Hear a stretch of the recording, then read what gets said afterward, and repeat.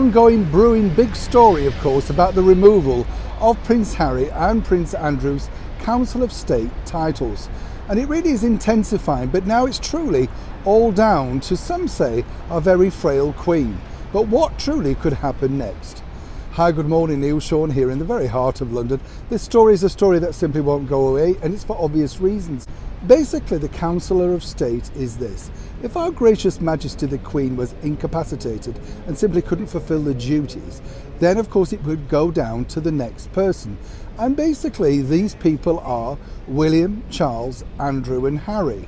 Now obviously, because one of them has decided to remove himself from public life, the other one decided to go halfway around the world, there's a lot of concern as to, well, if you put it in this context, William is currently abroad and so is Charles. So what would happen if Our Majesty the Queen was not able to carry on working? Well, everybody over here in the United Kingdom is getting rather tetchy about this, but let me explain the background, and this is the reason why it's truly important. Right now, it's very difficult as the Councillor of State to be removed. As I've told you before here on the show, that really has to go through Parliament. It has to be sanctioned originally by Our Gracious Majesty the Queen. And right now, she is in no mood to sanction anything. As one can imagine, she's going through her own personal battles. But more importantly, she doesn't really want to rock the boat, obviously with the way it's structured within her family at these ripe years. And more importantly, you know, if you think about it, it's very difficult for her alongside Prince Andrew. She's already taken quite a lot away from him this year. Prince Harry, some might say, that was his own personal choice.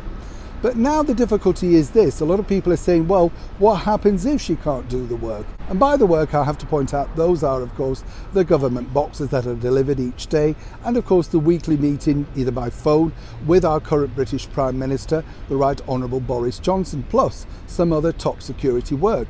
But here, as ever, is where it gets interesting, simply because obviously someone in the role like Princess Anne could deputise in an emergency. I'm sure she would know what to do. And let's be honest, she has always been voted the hardest working royal and is on hand more than anyone. And then, of course, we have the Earl of Wessex, Prince Edward. But a lot of people are saying, well, look, you know, they're not trained to do that job. This would be in an emergency. And of course, should this situation evolve, then obviously Prince Charles and Prince William would be recalled back from wherever they are in the world. So we're talking a matter of hours, not days. As for the removal of those titles, as I say, it's still an ongoing battle. And my true thought is that nothing will happen until, of course, it becomes the rule of King Charles. But as ever, as soon as I know more, you'll know more. Neil Sean in the very heart of London.